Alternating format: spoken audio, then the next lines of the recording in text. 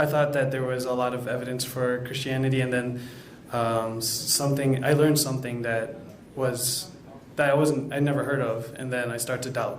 So, for example, I was listening to some Mike Licona and a debate between Mike Licona and Bart Ehrman. Yeah.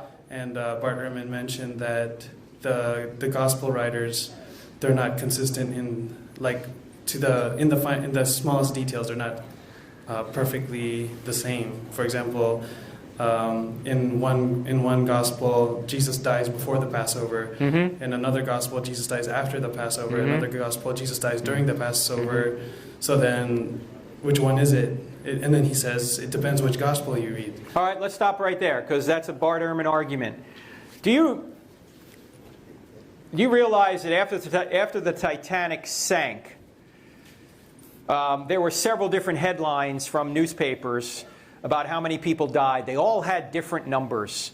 And they even disagreed. Eyewitnesses disagreed about how the Titanic sank. Some said it went down whole. Others said it broke in two and went down.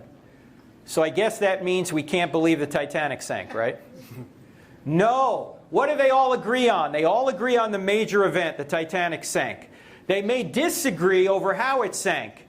In fact, we discovered how it really sank. Why? Because we have archaeological remains. We discovered the shipwreck. It did break in two. Maybe the eyewitness who said it went down viewed it from the bow and didn't see that the thing had broken and thought the whole thing went down at once, right?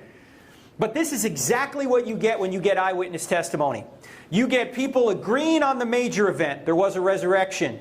You get them disagreeing or at least giving different accounts about maybe who got to the tomb first, who was there, all that stuff.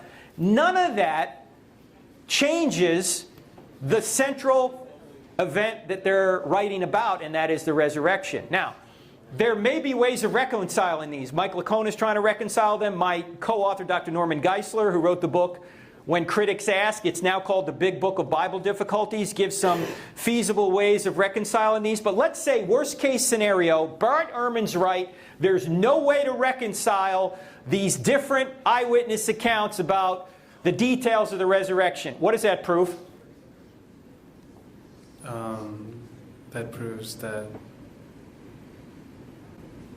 I'm not sure. When people come up to me and they say, I found an error in the Bible, you know what I say? So? What does that prove? Does that mean Jesus didn't rise from the dead? Well, Bart Ehrman's case is that it means that the New Testament documents are not reliable. No, nonsense. Nonsense. They're reliable, certainly, on the fact that he rose from the dead. They may have different nuances or different ways of reporting who got there first, who saw it. I mean, if Bart Ehrman's reading two different newspaper reports on a baseball game, and they differ in the details about how the game was reported, does he think the game was never played? Probably not. No. You see, this is the problem. This is one of the problems that I think people like Bart Ehrman have, is they had the view that many Christians have, unfortunately, that if you find one inconsistency in the Bible anywhere, the whole thing tumbles like a house of cards. That is not the case. Okay? The Bible does not need to be inerrant for Christianity to be true. I think it's inerrant. Can I explain all the differences? No. But I can explain a lot of them. Maybe I don't understand something, or maybe there's a different perspective I haven't considered, but let's say it's right. Maybe they made minor errors in there. That does not negate the bigger point that Jesus rose from the dead for our sins, and by trusting in Him you can have forgiveness. So I wouldn't let these things derail you from becoming a Christian.